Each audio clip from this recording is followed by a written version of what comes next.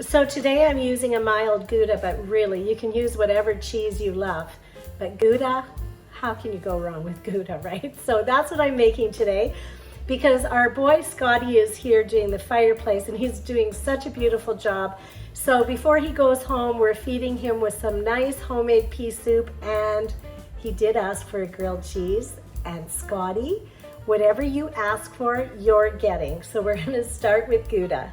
So I'm just going to shred some Gouda cheese. Enough for me and Scotty. We're both gonna have a grilled cheese sandwich with our soup. And all I do is shred it just like that, and as much as you want.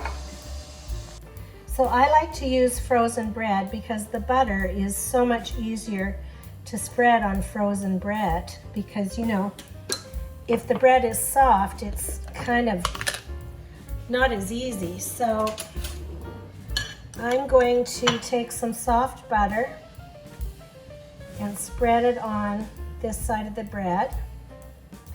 And then just before we put it in the pan, we'll do the other side. I don't want to do it now because it'll stick to the counter. Today I used a rye bread, but you can use whatever you want. And then I'm going to take the other half that's buttered, put it on the top. So you don't grease your pan or anything.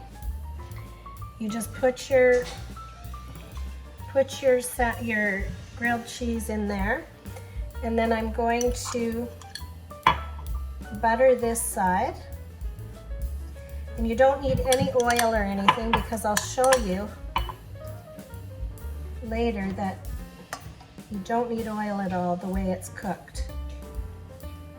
So now we're going to put it in the pan. Again, there's no oil, no butter.